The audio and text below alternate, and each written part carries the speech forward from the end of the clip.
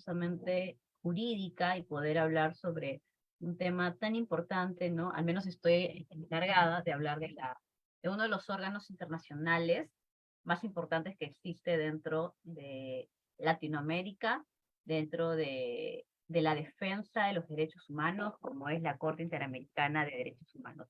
Ya lo mencionaba Lisette, que mi persona tuvo el gran honor de estar en la Corte Interamericana y realizar justamente una pasantía en este tribunal internacional.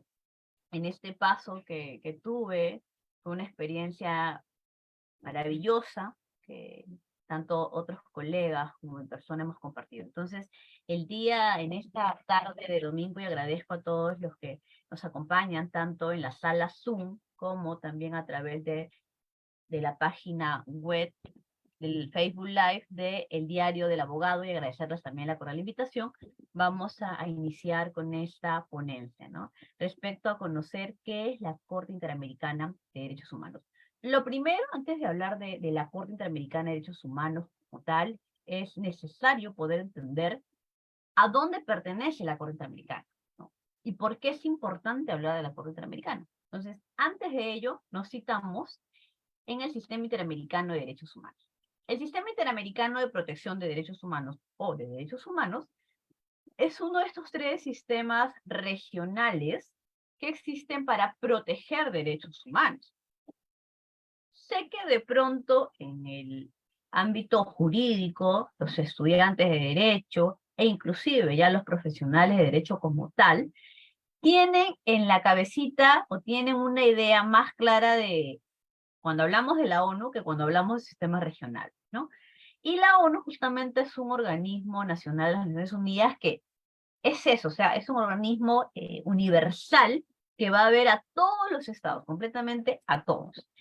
Pero era necesario también poder contar con sistemas que netamente se puedan centrar en una región en concreto. ¿Por qué? Justamente porque cada una de estas regiones comparten culturas, comparten un contexto muy particular, pero muy similar también entre ellas, ¿no? Por ejemplo, no podemos comparar el contexto de países que pertenecen al continente europeo con países que pertenecen a Latinoamérica, que pertenecen al continente americano. Son completamente distintos. Entonces, es así que nace justamente el Sistema Interamericano de Derechos Humanos. Sandre, ¿cuáles son los otros dos sistemas? Tenemos también el Sistema Europeo de Protección de Derechos Humanos, y tenemos también el Sistema Africano de Derechos Humanos. Entonces, esos son los tres sistemas. ¿Y cuál es el que de pronto debería de causar en nosotros y en nosotras esta intención de poder investigar e ir más allá? Va a ser el Sistema Interamericano. Porque ese Sistema Interamericano es el que va a permitirnos a nosotros, no solamente como estudiantes, no solamente como abogados o abogadas, sino también como un ciudadano de pie, conocer que no todo se va a acabar en sede interna.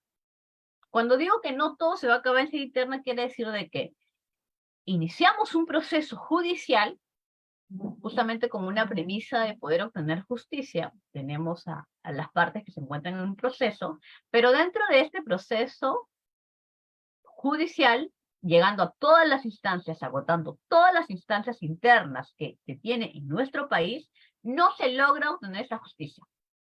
¿Y ahí acabó todo? No. La respuesta es que no. Podemos llegar justamente a una instancia internacional. Podemos tocar la puerta de esa instancia internacional y decirle, ¿sabes qué? En mi país no se me están protegiendo mis derechos, que ya llamaríamos los derechos humanos. Cuando hablamos del sistema internacional de los derechos humanos, ya no vamos a hablar tanto de derechos constitucionales, no vamos a hablar de derechos fundamentales, pero lo que sí vamos a hablar, y el lenguaje en común va a ser hablar de derechos humanos. Por ejemplo, nosotros conocemos que el derecho a la salud es un derecho fundamental. ¿Es constitucional y fundamental en nuestro país, correcto? Sí. Sandra, pero cuando yo quiero llegar a ser interna, ¿podría seguir con ese término de derecho fundamental? Lo apropiado es que utilices derecho humano, porque la salud es un derecho humano. La alimentación es un derecho humano, la vida, la integridad es un derecho humano. Hablamos de la protección de los niños, Sandra, ¿eso es un derecho humano? Claramente que sí. Entonces, Con esa intención es que nace justamente el Sistema Interamericano de Derechos Humanos de Protección dentro de la OEA, ¿no? Dentro del organismo de los Estados Americanos. Entonces, lo que se busca justamente es que a los países que son parte de la OEA, los ciudadanos que son parte de estos países, puedan llegar al sistema interamericano. Y justamente hoy en día se ha convertido en una base, se ha convertido en una puerta muy importante para poder lograr una justicia de vida, por un lado, y asimismo el ciudadano y la ciudadana no se sientan que están desprotegidos, ¿no? Porque podemos llegar más allá de. Y otro punto importante, porque es que debemos aprender sobre el sistema interamericano. Porque también el sistema interamericano va a estar al tanto de que los países que son parte de este sistema interamericano, que son los países de América y el Caribe, tengan que cumplir los derechos que ellos mismos han aceptado. Entonces, estamos al tanto y los países saben que alguien los está vigilando. Entonces, él dice, por ejemplo, oye, yo no se me puede ocurrir como Estado, no sé, dar una ejecución extrajudicial a personas de un lugar en concreto, porque considero que es una política de vida, porque sé que detrás de esa acción que yo voy a realizar me están vigilando. Y yo no puedo hacerlo, ¿por qué? Porque claramente violaría el derecho a la integridad, el derecho a la vida, ¿no? Que son derechos humanos, ¿no? Entonces, esa es una de las características sumamente importantes.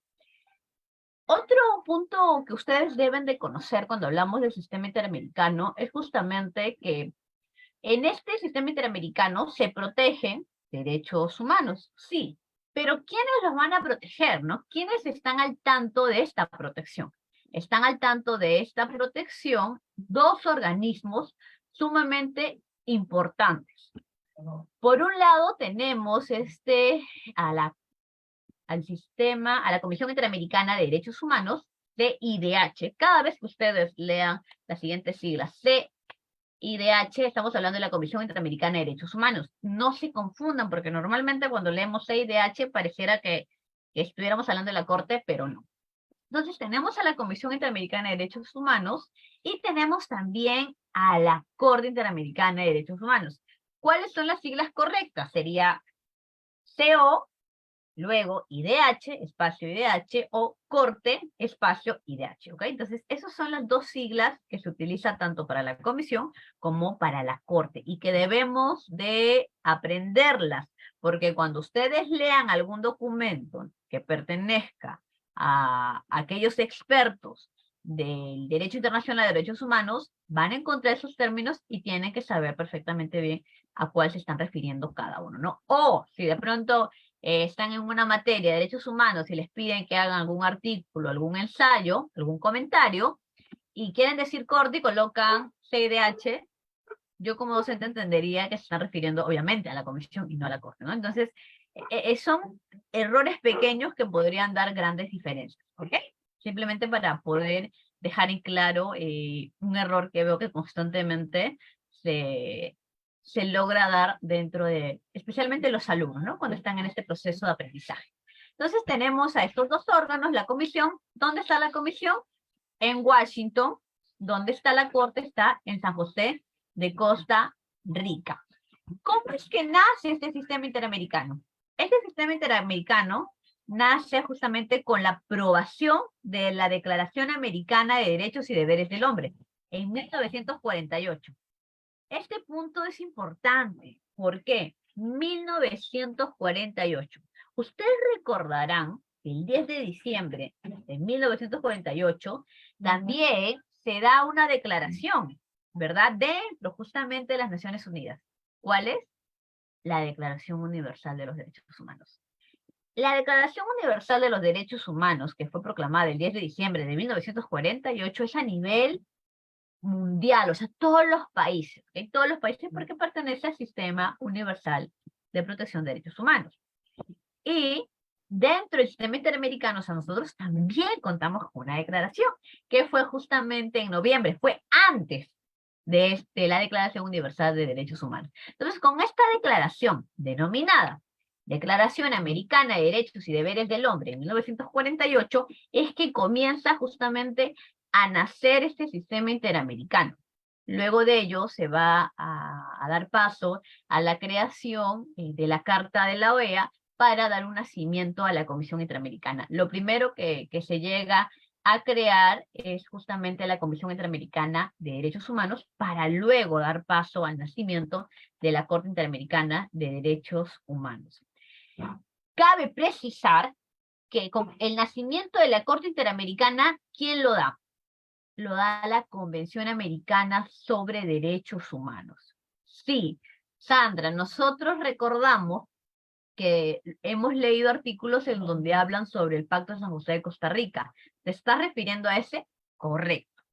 La Convención Americana sobre Derechos Humanos, que sus siglas son CADH, CAT, también es conocida, es más conocidísima, como el Pacto de San José de Costa Rica. ¿Por qué es conocida como el Pacto de San José de Costa Rica? Es conocida como el Pacto de San José de Costa Rica justamente porque es en Costa Rica, en San José, que es la capital de Costa Rica, que se citan los estados para poder firmar este tratado sumamente importante. ¿Y por qué la convención es importante?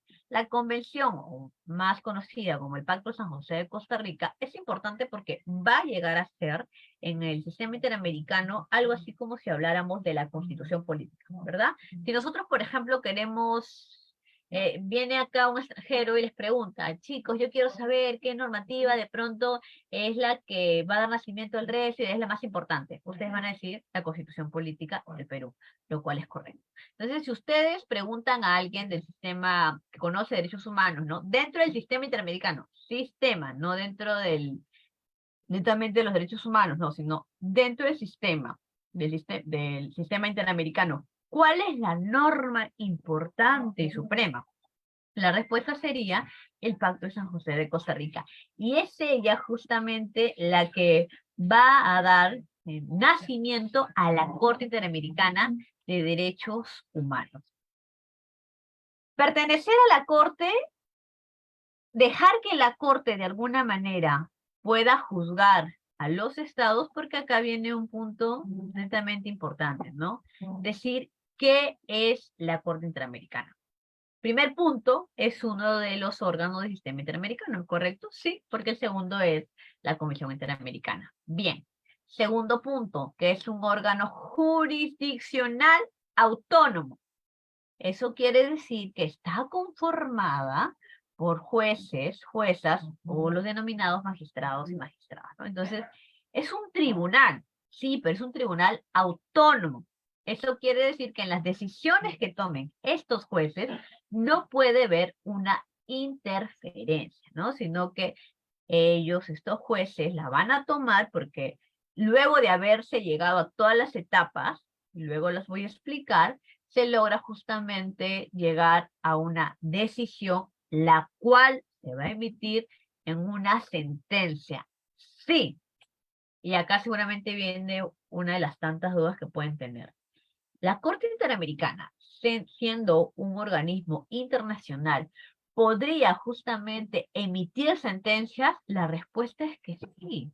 Sí puede emitir sentencias y esas sentencias que va a emitir van a tener un impacto en el país en el que se van en contra.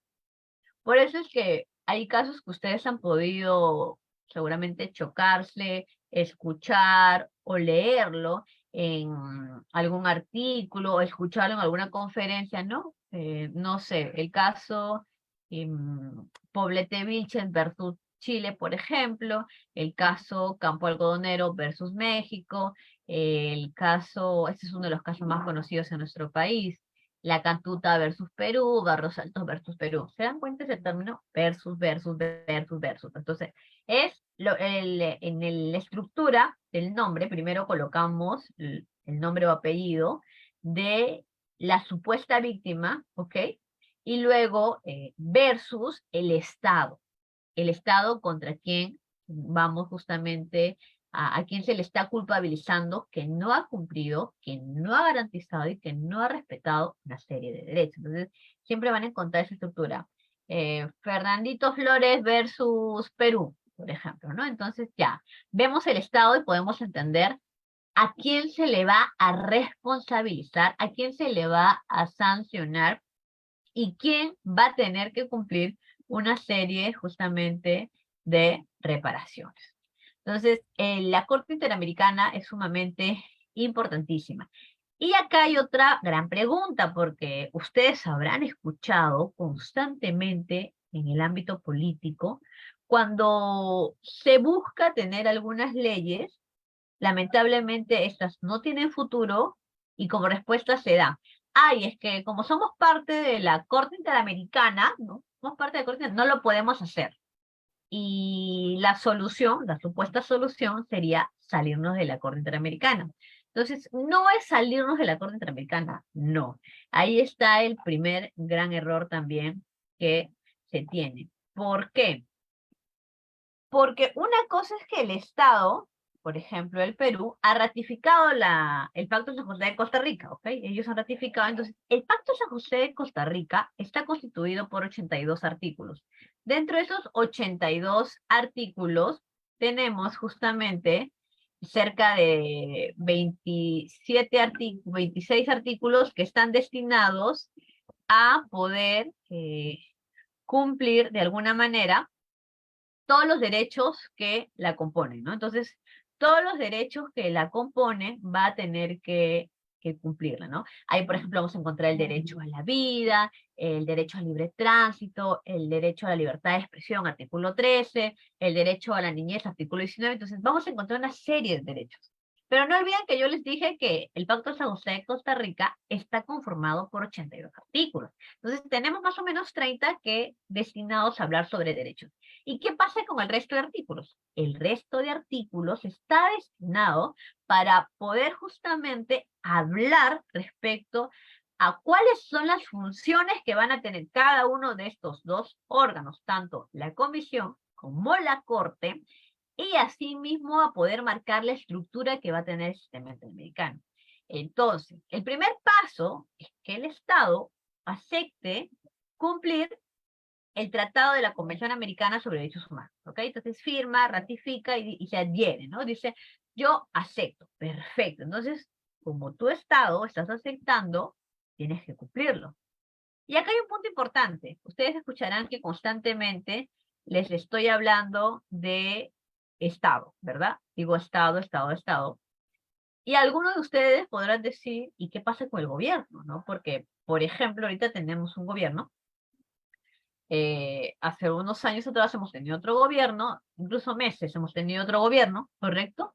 Y antes de ese otro gobierno que fue elegido mediante un voto popular, salíamos de otro gobierno.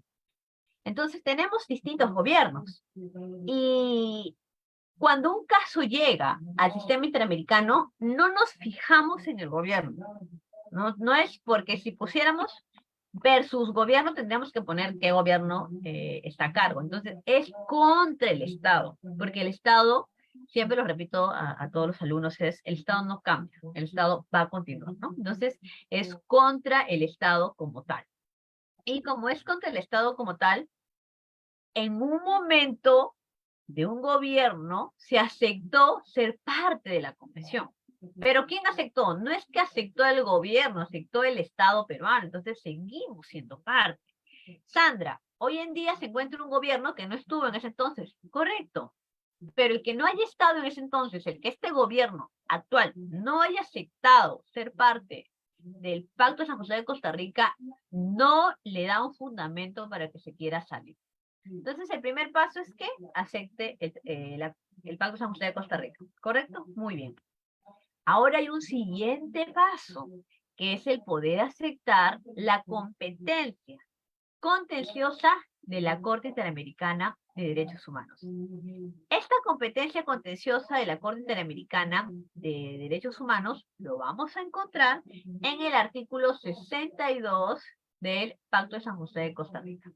En este artículo 62 nosotros vamos a poder justamente encontrar esta competencia contenciosa, la cual está diciéndole al Estado, oye, tu Estado X estás aceptando que la Corte Interamericana te pueda juzgar a ti. Entonces el Estado ha tenido que analizar y ha dicho, sí, yo acepto que la Corte pueda juzgarme cuando considere que yo no he cumplido o no he garantizado un derecho humano o una serie de derechos humanos. Entonces, es así como se llega a que la Corte pueda juzgar a un Estado a través del artículo 62, que es esa competencia contenciosa.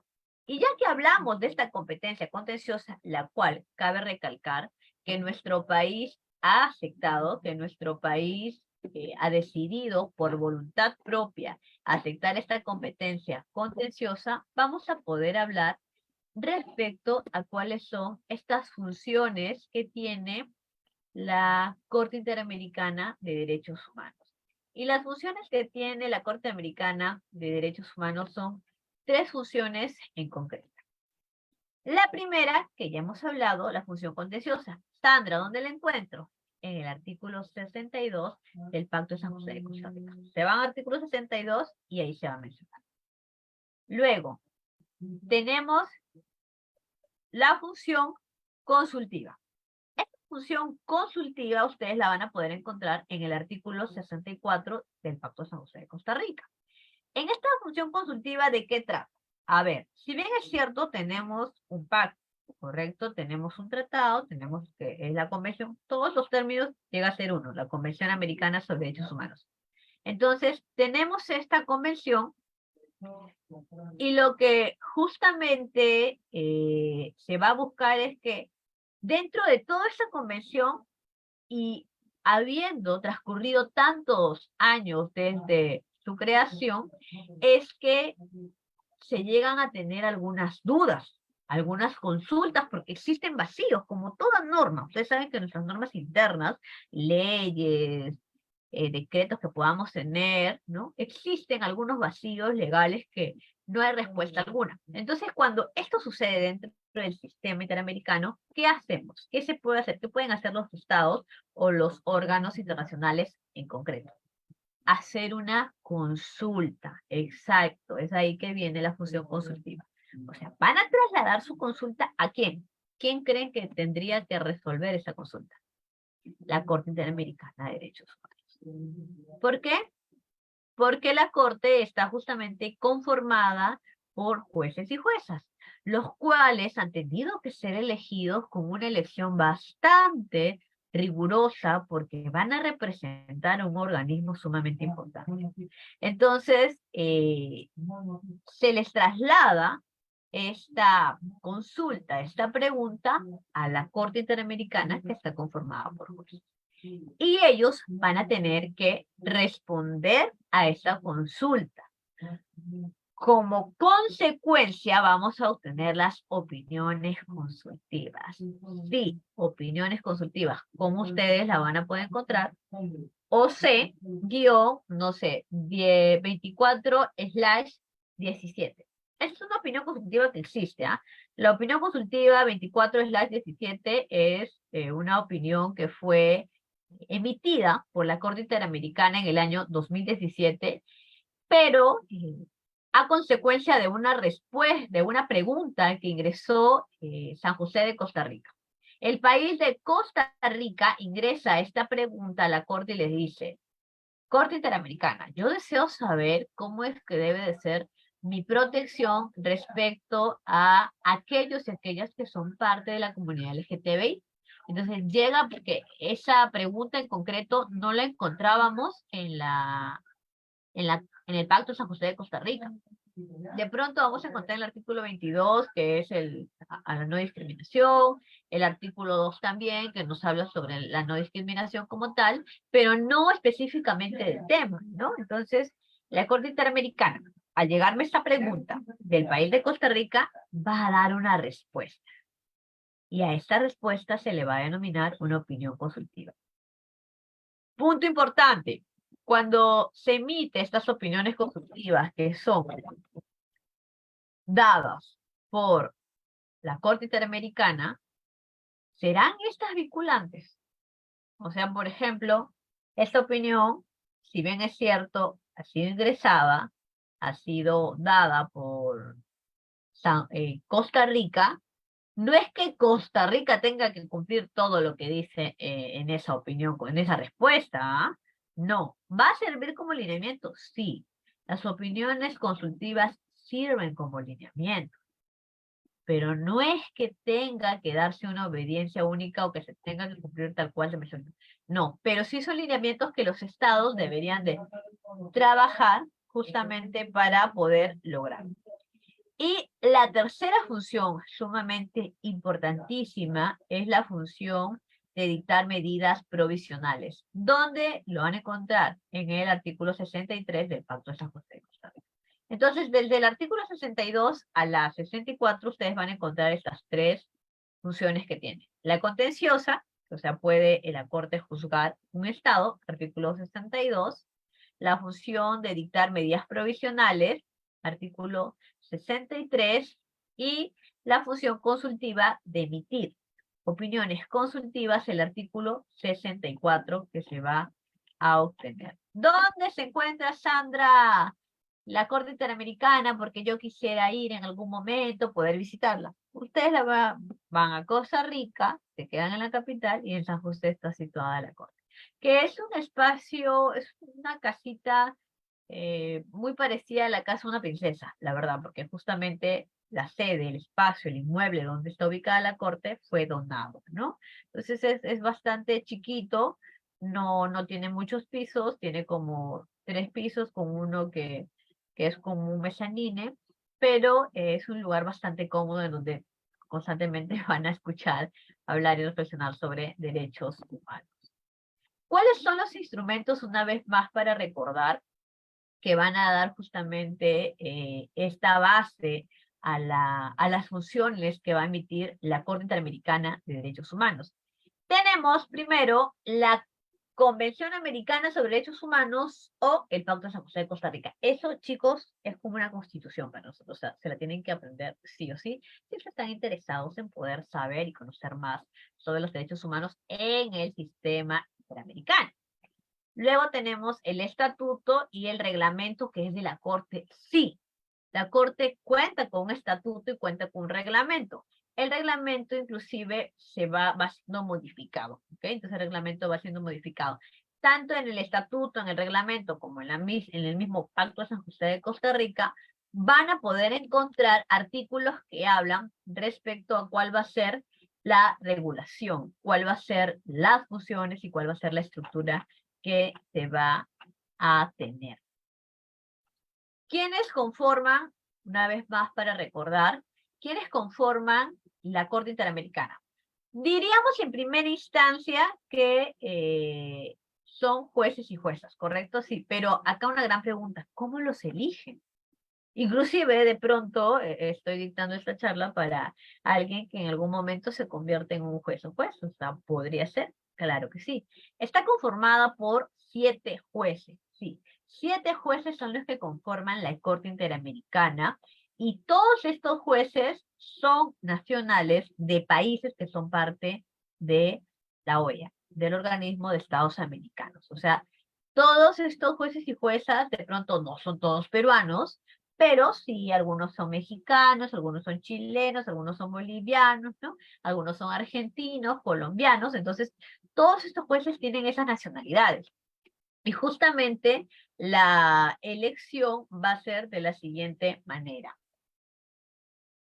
Los países que son parte de la OEA y que como tal han aceptado también ser partes de la convención, hoy más conocida como Pacto de San José de Costa Rica, han aceptado ser partes de la, la función contenciosa de la Corte Interamericana, se reúnen, ¿ok? ¿Se reúnen en dónde? En la Asamblea General de la OEA. Todos los países están ahí sentaditos, sí.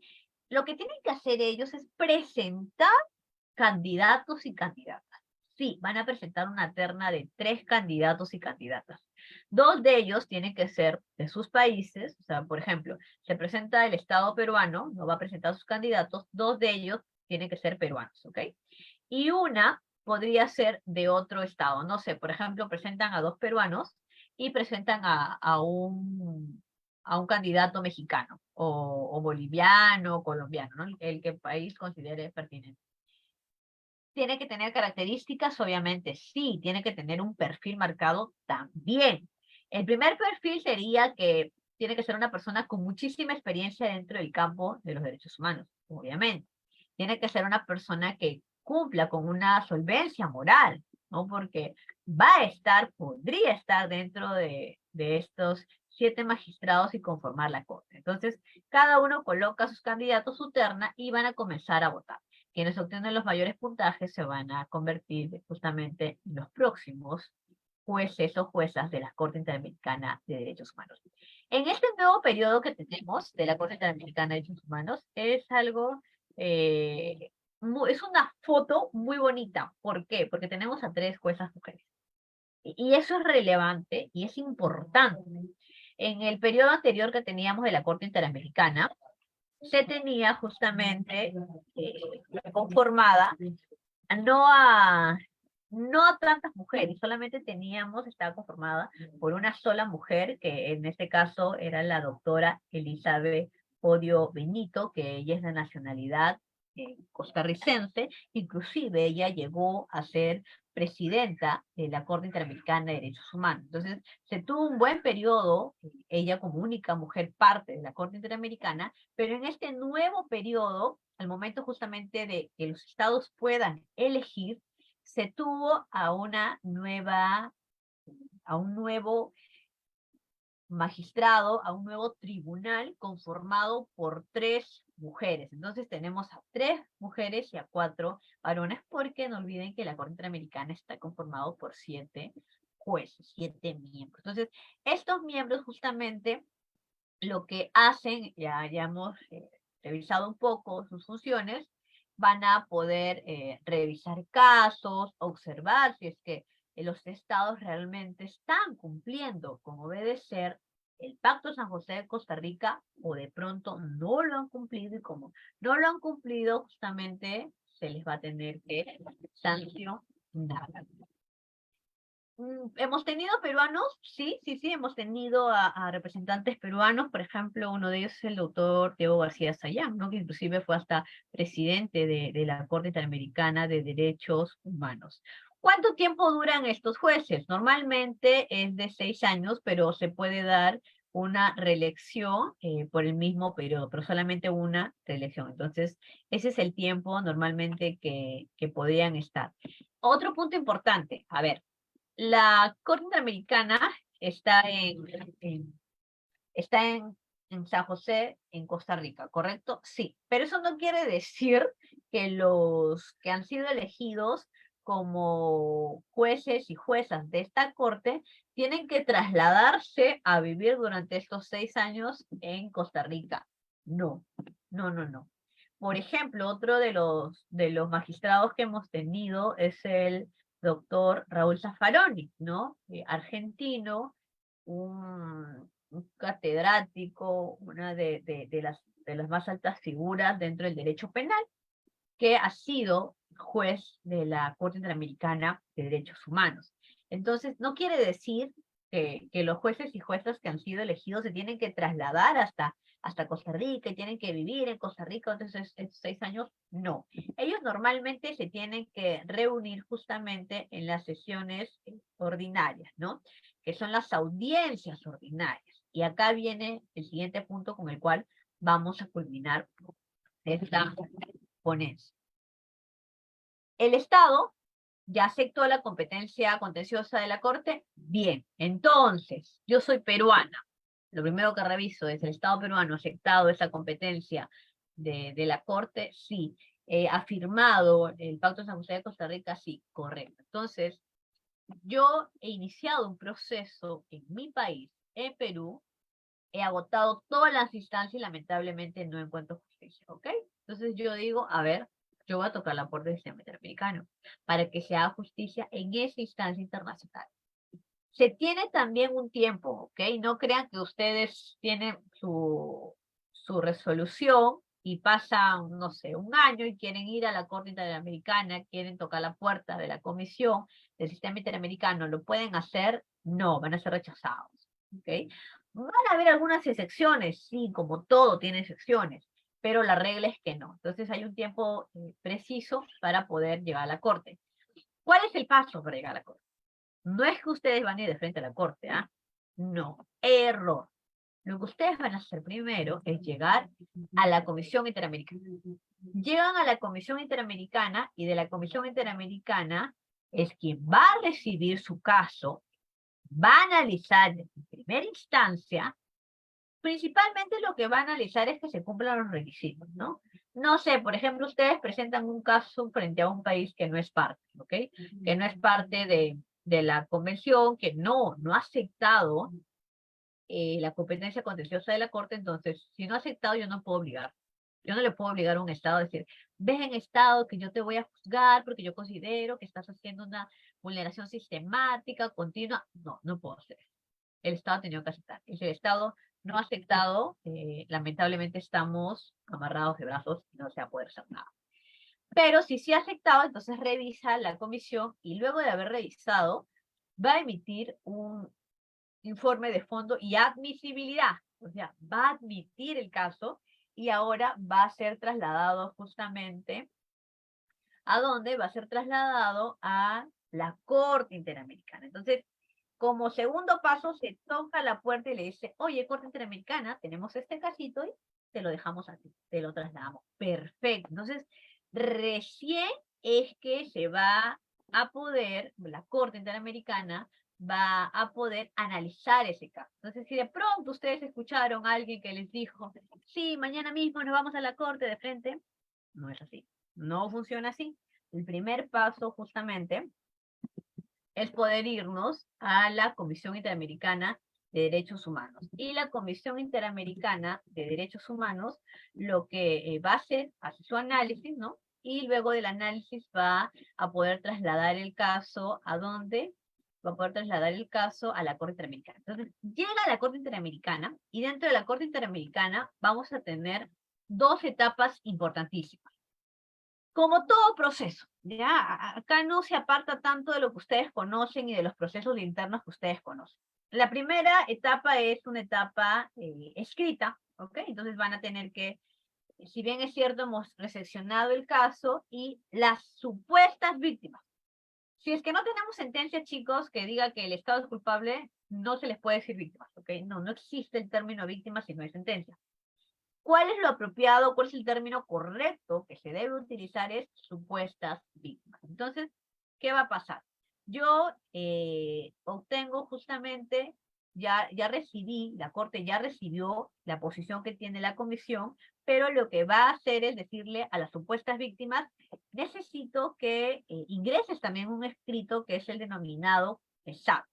Escrito de solicitudes, argumentos y pruebas. ¿Quiénes lo ingresan? Las supuestas víctimas. Y acá, por ejemplo, un punto importante, ¿no? ¿Qué pasaría si alguien dice, Sam, yo me quiero dedicar a los derechos humanos, pero no sé dónde podría trabajar? Podrías trabajar en instituciones que son, que defienden derechos humanos, ¿no? O también podrías trabajar en diversas ONGs que realizan la defensa de estas supuestas víctimas. Entonces, normalmente, y esa es la regla, los casos que llegan a la Corte Interamericana y van a tener a los abogados de las supuestas víctimas son aquellos que pertenecen a diversas ONGs. Entonces, con la ayuda de la ONG, las supuestas víctimas van a poder presentar su escrito, ¿no? Luego, con ese escrito que presentan las supuestas víctimas, que la Comisión Interamericana ha alcanzado a la Corte para trasladar el casito, ¿qué va a pasar? Vamos a tocar la puerta y vamos a notificar a quién, al Estado que supuestamente ha vulnerado esta serie de derechos. Entonces se le va a tocar la puerta y le va a decir, ¿sabes qué, Estado? Toma, tienes esta denuncia ahí, tienes que responderla. Entonces, el Estado también cuenta con abogados, sí, con abogados especialistas en tema de derechos humanos, ¿no? Y acá también hay otro campo de laboral, ¿no? Alguien dice, yo quiero dedicarme a los derechos humanos y ¿dónde podría trabajar? Ya vimos, por un lado, puedes trabajar en instituciones que ven netamente derechos humanos. En segundo punto, podrías trabajar en ONGs para hacer la defensa de de las supuestas víctimas, pero también tenemos un tercer campo, que podría ser justamente hacer la defensa del Estado, lo cual no está mal, ¿no? Lo cual no crean que aquellos que hacen la defensa del Estado peruano están cegados y simplemente van a tratar de que el Estado no sea culpable. No, no, no, no. Hacen una defensa, pero no, en ningún momento están buscando que el Estado, si es que ha sido responsable, no lo sea. O sea, esa no es la intención, ¿no? Pero obviamente que tiene que ver una defensa del Estado. Entonces, llegamos a obtener justamente tres partes, ¿ok? Supuestas víctimas, a la defensa del Estado, y en el centro tenemos a la Comisión Interamericana de Derechos Humanos. Entonces ya pasamos nuestra etapa escrita, ¿ok? El Estado también ya contestó, vienen los documentos a la Corte y comienza a hacer una revisión. Y ahora tenemos nuestra segunda etapa importante, que es la etapa oral. No sé si han tenido la oportunidad, justamente en pandemia, desde ese momento se comenzaron a transmitir las audiencias, ya que eran audiencias virtuales.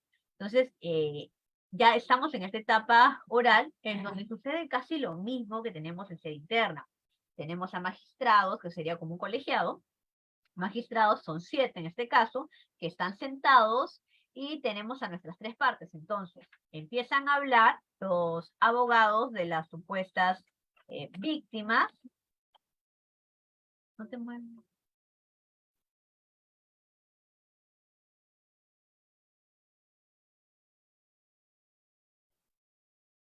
Disculpen, tuve un pequeño acá.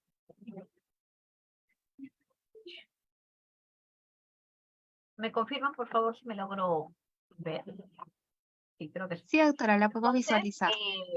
vamos a escuchar a los abogados de las supuestas víctimas. Ellos comienzan a hablar, obviamente, ¿no? Sí, que el Estado X ha violado tal, tal, tal, tal derecho. Correcto. Luego vamos a escuchar a la Comisión Interamericana, que siempre la Comisión va a estar a favor de las supuestas víctimas, o sea, siempre. Y luego vamos a escuchar a los abogados del Estado, ¿no? Quien claramente lo que busca es que la Corte Interamericana se logre convencer que el Estado no ha violado. Luego de ello, ya habiendo pasado las dos etapas, tanto la escrita como la etapa oral, vamos, lo que va a hacer la Corte luego de analizar, se va a reunir con todos los magistrados. Inclusive cabe mencionar que también tenemos a testigos. Es un proceso tal cual interno, chicos. Tenemos a testigos, tenemos a peritos, todo lo que sea necesario para que los magistrados puedan tener una noción más abierta y puedan tomar una decisión correcta, porque no se olviden que estos casos que llegan al sistema interamericano, que tocaron la puerta y llegaron a la Corte Interamericana, han tenido un proceso interno en su país. Entonces, la Corte Interamericana tiene esta gran responsabilidad de emitir una sentencia acorde, ¿no? No tanto buscando favorecer a ninguna de las partes, ¿ah? Sino emitiendo una sentencia que sea acorde a la garantía y el respeto de los derechos. Luego de ello, se reúnen y se va a emitir una sentencia. Se emite una sentencia y esta sentencia se publica y se notifica. Normalmente, y esa es la regla, que los estados siempre son responsables, a excepción, por ejemplo, hubo un caso frente a Perú, si no me equivoco, fue en el 2020, en el cual no se le logró responsabilizar internacionalmente, ¿no? Entonces es uno de los poquísimos casos, ¿ah? Porque la regla siempre es que el Estado llega a ser responsable. Y acá un punto importante. La Corte Interamericana es el único órgano, a diferencia de la Comisión, que sí podría sancionar un Estado. ¿Por qué? Porque la Corte Interamericana obliga, o sea, luego que emite esta sentencia que dice, el Estado peruano es responsable internacionalmente por la violación de tal, tal, tal derecho, va a emitir una serie de reparaciones, como por ejemplo, que tiene que pedir disculpas públicas a la persona o al grupo de personas, el cual ya se convierten en víctimas, asimismo que tiene que pagar una reparación económica, porque también hablamos de un tema económico, un tema pecuniario, que tiene que dar capacitaciones a sus jueces, a sus fuerzas armadas, a la policía. Entonces va a dar una serie de reparaciones que el Estado está obligado. No es que el Estado diga, bueno, en la Corte es instancia internacional, no me importa y no lo voy a cumplir. No. Obviamente que se va a tener que cumplir en cada uno de los gobiernos que se encuentren, ¿no? No siempre sucede que que estas reparaciones que son ordenadas por la Corte sean cumplidas en un solo momento. No, llega a transcurrir mucho tiempo para que se logre justamente cumplir de manera integral todas las reparaciones ordenadas por la Corte. Pero vuelvo a repetir con la idea del inicio, que empezaba esta ponencia. Las sentencias que emite la Corte tienen un efecto, chicos, tienen un efecto sumamente importante, y justamente, si bien es cierto, este caso ya se violó, ¿verdad? Ya pasó. Lo que se busca es reparar, lo que se busca es continuar con en nuestra sede interna con una debida justicia. ¿Por qué? Porque también dentro de las reparaciones, la Corte podría ordenar que se aperture nuevamente una investigación, ¿no? Por ejemplo, una ejecución extrajudicial, pensemos, ¿ya? Entonces se cerró acá y dijeron, no, nadie es culpable, no hay culpables, ¿no? Entonces llega la Corte dice, ordeno al Estado X que reaperture ese caso y se logre una investigación para poder sancionar a los responsables. Entonces el Estado va a tener que hacerlo. Pero más allá de la persona o el grupo de personas en concreto que llegaron a la Corte, estas sentencias también sirven para que casos como esos ya no vuelvan a ocurrir. Y no solamente el caso que es frente a mi país, ¿no? Porque de pronto ustedes dicen, ay, seguramente todo lo que es frente al Perú solamente nos importa. No, nos importa todas las sentencias que emite la Corte, porque todas las sentencias, chicos, todas, frente al país que sea, van a ser vinculantes para nuestro país. Sandra, yo he leído muchas sentencias frente a México sobre temas de violencia contra la mujer. ¿Esas sentencias son vinculantes y son importantes para el Perú? Sí, son vinculantes e importantes, y el Estado tiene que cumplirlas. Y cuando digo el Estado, la conforman todas las instituciones que son parte del Estado, y la conforman también todas las personas que trabajamos para diversas entidades del Estado, ¿no? Entonces la Corte tiene un papel importante, lo ha tenido, lo sigue teniendo, y espero que principalmente las reparaciones que las ordenan sean cumplidas en el menor tiempo, ¿no? Para poder hablar de una justicia debida. Muchísimas gracias. No sé si de pronto tienes alguna pregunta, consulta, duda, o inclusive alguna posición, ¿no? Una intervención que siempre que se haga con respeto va a ser muy bien recibida.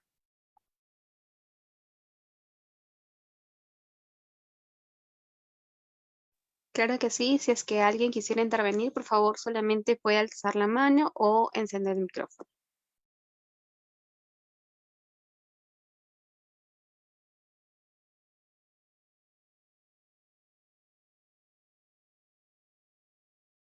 Les decía, chicos, que si no hay preguntas, entiendo que espero que todo se haya realmente comprendido, y si hay dudas, que también les pueda motivar a seguir investigando. El derecho internacional de derechos humanos se le puede meter en cualquier parte del derecho. Aquellos que son laboralistas, por ejemplo, tenemos mucha materia en derechos humanos. Aquellos que son civilistas también, los penalistas, por ejemplo, los constitucionalistas también, que somos primos hermanos ahí. Entonces, en todas las áreas del derecho, siempre van a encontrar hablar sobre derechos humanos. Doctora, ha sido una interesante ponencia del día de hoy. Agradecerles por su valioso tiempo en el presente curso, así mismo también a los participantes por su concurrencia el día de hoy. Muchísimas gracias. Buenas tardes. Muchísimas gracias, chicos y chicas.